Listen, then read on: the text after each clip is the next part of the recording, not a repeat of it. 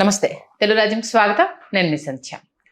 ఏపీలో రాజకీయాలు రోజు రోజుకు ఏదో ఒక అంశం గురించి చర్చ అనేది జరుగుతూనే ఉంది. ఈ నేపథ్యంలో 2 సంవత్సరాలు మాత్రమే కూటమి ప్రభుత్వం ఏర్పాటై పూర్తయింది. 2 సంవత్సరాలు కాకపోతే నియోజకవర్గాలకు సంబంధించి ఖాళీగా ఉన్న కొన్ని స్థానాలకు సంబంధించి ఇప్పటి నుంచే పెద్ద ఎత్తున చర్చ, ఎవరిని తీసుకోవాలి ఏంటి అన్నది, వెళ్ళిపోయిన వాళ్ళు ఉండి బలాన్ని చూపించాలనుకునే వాళ్ళ మధ్య నువ్వా నేనా అన్నట్టుగా పోటీ నడుస్తోంది. ఈ నేపథ్యంలో మరొకసారి శ్రీకాకుళం రాజకీయము రసవత్తరంగా మారబోతుందా అంటే అవుననే సమాధానం వినిపిస్తుంది. ఎందుకంటే దువ్వాడ శ్రీనివాస్ ఎమ్మెల్సీ వైఎస్ఆర్సీపీ పార్టీ నుంచి బహిష్కరణకు గురైన తర్వాత పార్టీలో ఉన్నారా లేదా అన్న అంశానికి సంబంధించి ఇంకా క్లారిటీ లేదు.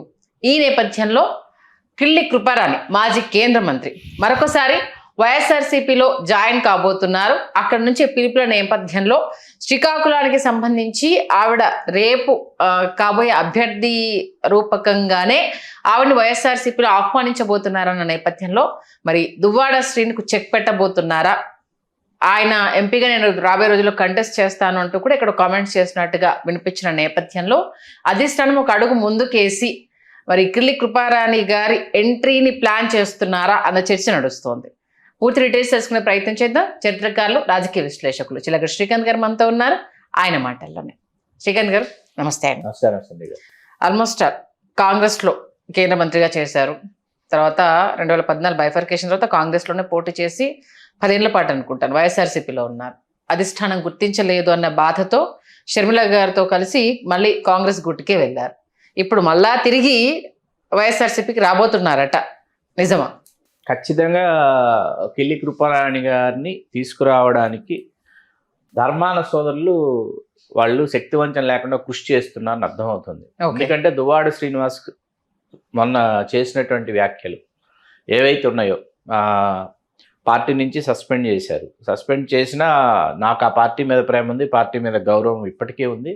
నేను శ్రీకాకుళం లోక్సభ నుంచి పోటీ చేయడానికి నేను సిద్ధంగా ఉన్నాను, నేను మానసికంగా సిద్ధంగా ఉన్నానని చెప్పి ఆయన ఒకంత భావోద్వేగానికి లోనవడమే కాకుండా ఆయన తమిళనాడు రాజకీయాలు తెర మీద తీసుకొచ్చారు. తీసుకొచ్చి అక్కడ వ్యక్తిగత జీవితాన్ని రాజకీయ జీవితాన్ని వేరుగా చూస్తారు. కాబట్టి నా వ్యక్తిగత జీవితాన్ని రాజకీయ జీవితాన్ని కూడా వేరుగానే చూడాలి. అక్కడ చూసారా విజయ్కి వాళ్ళు ఎలాగా పట్టం కట్టారో, వ్యక్తిగత జీవితానికి వాళ్ళు ప్రాధాన్యత ఇవ్వలేదు ప్రజలు, రాజకీయ జీవితానికి ఆయన రాజకీయ సేవకుడిగా విజయ్ ఖచ్చితంగా సేవలు అందిస్తాడని గుర్తించి ఆయన ముఖ్యమంత్రిని చేశారు. అట్లాగా నన్ను కూడా నా వ్యక్తిగత జీవితాన్ని వేరు చేసి చూసి నన్ను రాజకీయ సేవకుడిగా, రాజకీయ నాయకుడిగా నన్ను గుర్తించి నాకు ప్రాధాన్యతనిచ్చి నన్ను లోక్సభ నుంచి పోటీ చేసేటటువంటి అవకాశం వైకాపా అధినాయకత్వం ఇవ్వాలనేటటువంటి వ్యాఖ్యలన్నీ ఆయన భావోద్వేగ భరితంగా తెలియజేసిన విషయం అందరికీ తెలిసిందే. టైం చూసి కొట్టారు. అయింది కాబట్టి అయిన వెంటనే ఒక్కసారిగా ఏంటంటే 1-2 రోజుల తేడాలోనే కిల్లి కృపారాణి గారి ఆగమనానికి తెరదీశారు వైకాపాలో. అయితే ధర్మాన సోదరులు ఎట్టి పరిస్థితుల్లో దువ్వాడ శ్రీనివాస్ యొక్క రాకని కానీ, దువ్వాడ శ్రీనివాస్ గెలిచి ప్రత్యక్ష ఎన్నికల్లో గెలిచి అతను రాణించేటటువంటి పరిస్థితికి కానీ వాళ్ళు అసలు ఏమాత్రం వాళ్ళు అసలు వెసులుబాటు కల్పించటంలా అసలు లేదు. ఎందుకంటే అది వెలమ కాళింగల మధ్య ఆధిపత్యం ఎప్పటికీ అక్కడ కొనసాగుతుంది శ్రీకాకుళంలో అనటానికి అదొక ప్రత్యక్ష నిదర్శనం ఇదే అన్నమాట. మరీ ముఖ్యంగా మొన్నటికి మొన్న కాళింగుల సభ ఏదైతే ఉందో అది విజయవంతం కావటం, కనీవిని ఎరుగిన విధంగా అది రాష్ట్ర వ్యాప్తంగా అంటే కాళింగులు అంటే ఎవరో తెలియనటువంటి వాళ్ళకు కూడా కాళింగుల గురించి తెలుసుకునేటటువంటి ఆసక్తిని ఆ సభ కలిగించటం, చాలా కాలంగా మాట్లాడుకొని తమ్మినేని సీతారాం గారు, కూన రవికుమార్ గారు మేనమామ మేనల్లుళ్ళు మాట్లాడుకోవటం, ఇట్లాంటివన్నీ దువ్వాడ శ్రీనివాస్ గారి వల్ల సాధ్యమైనవి. ఇది కొంత ధర్మాన సోదరులకి కొంత వాళ్ళు భయోత్పాతానికి అయితే లోనయ్యారు.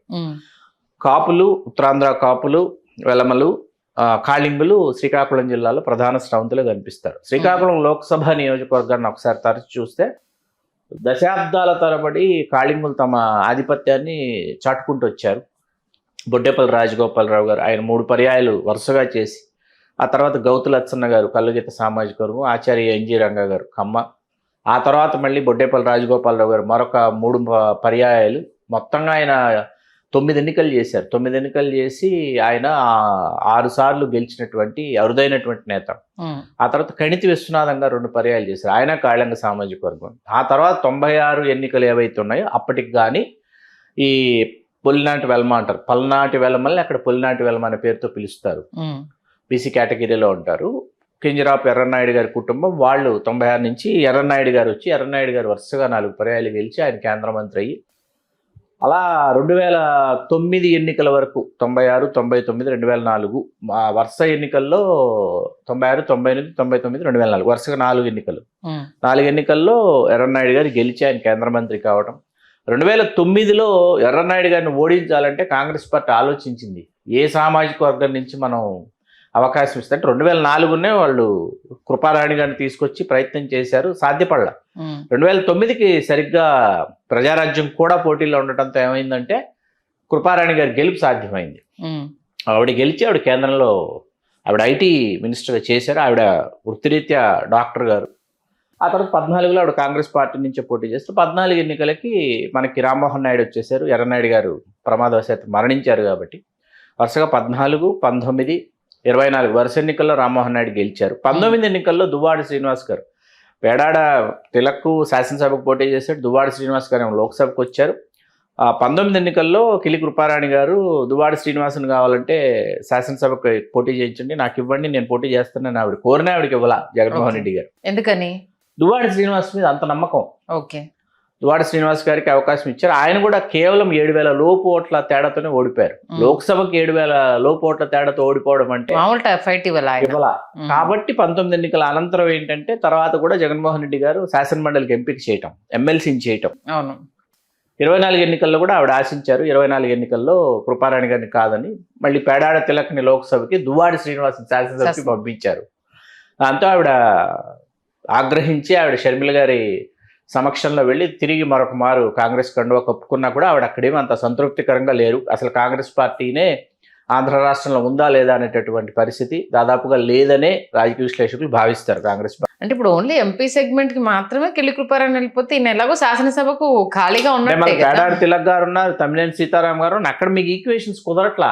1+3 అనేటప్పటికి, 4 అనేటప్పటికి తమ్మినేని సీతారాం గారు తప్పుకుంటానంటున్నారు. తప్పుకున్న ఆయన నియోజకవర్గంలో ఆయన వీళ్ళని ఎవరిని ఆయన స్వాగతించే పరిస్థితి ఉండదు. తనయుడికి ఇమ్మంటాడు, లేకపోతే అర్ధాంగికి ఇమ్మంటాడు. ఆయన కూడా విడిచిపెట్టే ప్రసక్తే లేదనమాట.